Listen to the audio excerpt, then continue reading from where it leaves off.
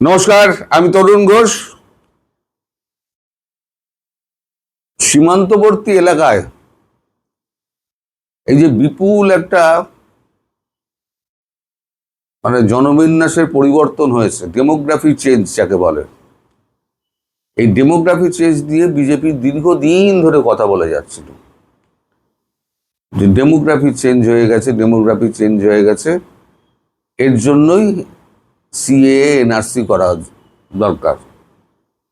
তখন বিরোধীদের চাপে সিএএ এনআরসি করা যায়নি। এখন মুখে বলা হচ্ছে না, কিন্তু সিএ না করে এখন এনআরসিটা শুরু করা হয়েছে। একদিন কি হলো,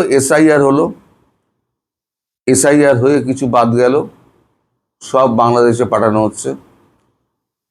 এবার এনআরসি করে বকলমে, মুখে বলা হচ্ছে না, বকলমে এনআরসি করে আরো 2-1 কোটি ছাঁটা হবে। আজ আমাদের কাগজে একটা বেরিয়েছে খবর, জনবিন্যাস পরিবর্তন রুখতে নির্দেশ শাহের।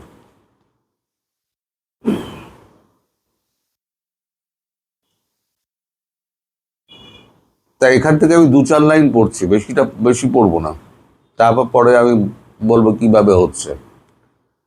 সীমান্ত এলাকায় জনবিন্যাসের পরিবর্তন কঠোরভাবে দমন করতে সীমান্ত এলাকার জেলাশাসকদের বার্তা দিলেন কেন্দ্রীয় মন্ত্রী স্বরাষ্ট্রমন্ত্রী অমিত শাহ। আজ সীমান্তবর্তী জেলাগুলির পুলিশ সুপারদের বৈঠকে শাহ বলেন, সীমান্ত অস্বাভাবিকভাবে জনবিন্যাসের যে পরিবর্তন হচ্ছে তা কঠোরভাবে রুখতে বদ্ধপরিকর নরেন্দ্র মোদী সরকার। এই জন্য মূলত অনুপ্রবেশকেই দায়ী করেছেন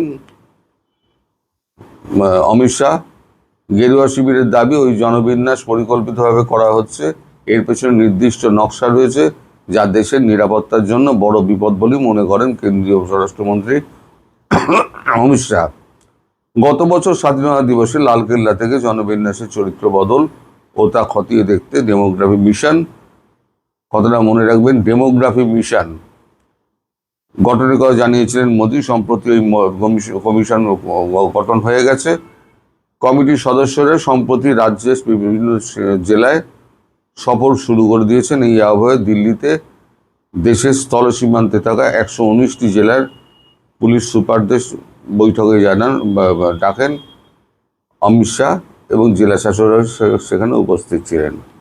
এই 119টা জেলা যেটা আছে না, সেটা হচ্ছে সমস্তটা আপনার এই বাংলাদেশ সীমান্তবর্তী এলাকাগুলো যেগুলো আছে, অন্যদিকে আসাম রয়েছে, এদিকে আপনার পশ্চিমবঙ্গ, আপনার উত্তর 24 পরগনা, দক্ষিণ 24 পরগনা, তারপর আপনার নদিয়া, মালদা, মুর্শিদাবাদ, দক্ষিণ দিনাজপুর, যে যে অঞ্চলগুলো রয়েছে সেই সমস্ত অঞ্চলের জেলাশাসক, বিহার, ঝাড়খণ্ড এবং উড়িষ্যা, যেখানে যেখানে সীমান্ত এলাকা রয়েছে সেখানকার জেলাশাসক। এছাড়া এখানে যা লেখা হয়েছে আমি অত বললাম না, এছাড়া এই দিল্লি, কেরল, তামিলনাড়ু, কর্ণাটক, এই সব বিভিন্ন জায়গায় যারা ধরা পড়ছে সে সমস্ত জায়গারও জেলাশাসকদের ডাকা হচ্ছে। এখন পরিকল্পনাটা কি? পরিকল্পনাটা হচ্ছে যে বিএলআরওদের ডাকা হবে এই বৈঠকের পর। ডেমোগ্রাফি মিশনের ব্যাপারে বিএলআরও যারা আছেন সেই বিএলআরওদের ডাকা হবে।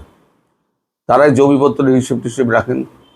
এই বিএলআরও তাদের কাছ থেকে দেখা হবে কার জমি কে হস্তান্তর করেছে, কে বিক্রি করেছে। 1971-এর পর থেকে 1975-এর পর যে সমস্ত জমি ট্রান্সফার হয়েছে, বিক্রি হয়েছে, তাদেরকে বিশেষ করে ডাকা হচ্ছে। জমি পূর্বতন মালিকদের, যে তোমরা জমিটা বেচেছো কেন? কেউ যদি আর্থিক কারণে বেচে, সেটা তাকে প্রমাণ দিতে হবে, আর্থিক কারণ আমার এইটা ছিল, প্রমাণ দিতে হবে। আর অনেকে আছে না, মুসলিম ভাই ওপার থেকে একটা দালাল মারফত যোগাযোগ করলো, এখানে যার জমি আছে সেখানে বললো চলে এসো, আমি তোমার জমি দিয়েছি, এত লাখ টাকা লাগবে। জমি দিয়ে দিল, সে এখানে স্থায়ীভাবে বসবাস করলো। তারপর 2-4 বছর বাদে সে ভোটার কার্ড, আধার কার্ড বানিয়ে নিল। এইভাবে যারা করেছে তারাও আতস কাছের নিচে কিন্তু তারাও পড়ে যাবে।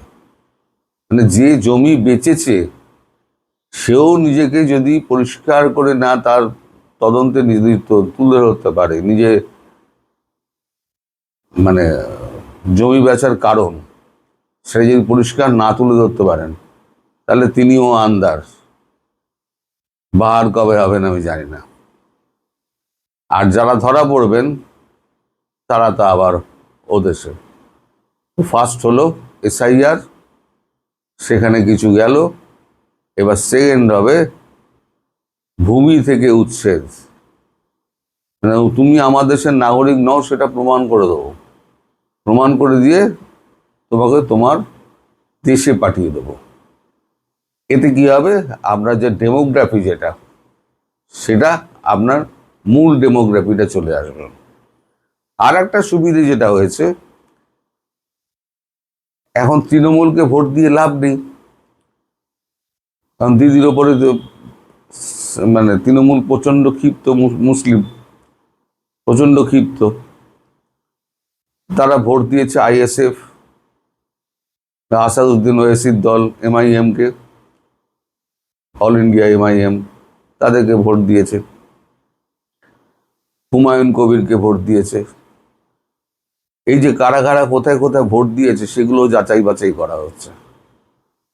নতুন ভোটার যারা যুক্ত হয়েছে তাদেরটাও যাচাই বাছাই করা হচ্ছে, তারা তাদের অ্যানসেস্টার যারা ছিল তারা 1970 সালের আগে থেকে এসছে কিনা, 1971-এর আগে এসছে কিনা। মানে এবার ধরে নিন একেবারে মানে মাটি খুঁড়ে বার করা হবে যে কারা কারা এখানে ডেমোগ্রাফি চেঞ্জ করার জন্য। এর মধ্যে হিন্দুরাও জড়িত আছে। হিন্দুরাও পয়সার লোভে নিজেদের জমি বেছে দিয়েছে, বেছে দিয়ে কলকাতা শহরে এসে একটা ছোটোখাটো ব্যবসা করছে, ব্যবসা করে সে সুখে দিন কাটাচ্ছে, দেশ যায় ভাঁড়বে। আমি তো সুখে থাকি। এই অবস্থা হয়েছে আমাদের ভারতবর্ষে। তো যাই হোক, এখন পরিস্থিতি বদল হচ্ছে। এখন কেন্দ্রীয় সরকারের পুরো সীমান্ত এলাকায় যত জেলা রাজ্য আছে সব হচ্ছে কেন্দ্রীয় শাসিত অঞ্চল, মানে কেন্দ্র জিতেছে। ফলে এই সমস্ত কাজগুলো করতে কেন্দ্রের খুব অসুবিধা হচ্ছে না। এবার আপনারা 20 কোটি বলেন, 20 কোটি বলেন, এবার দেখবেন খুব তাড়াতাড়ি 2-3 বছরের মধ্যে কি 4 বছরের মধ্যে এটা 25 কোটিতে দাঁড়িয়ে যাবে। হঠাৎ করে জনগণনা হবে 25 কোটি। এরপরে আছে জনগণনা। এই যে ডেমোগ্রাফি মিশন যেটা বকলমে NRC আমি বলছি, তারপরে আছে জনগণনা, সেখানে কিছু বাদ পড়বে। তারপর CAA, পুরো একদম পরিষ্কার হয়ে যাবে কি নাগরিক অরিজিনাল নাগরিক, কি অরিজিনাল নাগরিক নয়। একদম প্ল্যানফুলি এটাকে করা হচ্ছে। এখন দেখা যাক কত ধরা পড়ে এবং বাংলাদেশের জনসংখ্যা কোথায় গিয়ে দাঁড়ায়। সবাই ভালো থাকবেন, সুস্থ থাকবেন, সাবধানে থাকবেন। নমস্কার।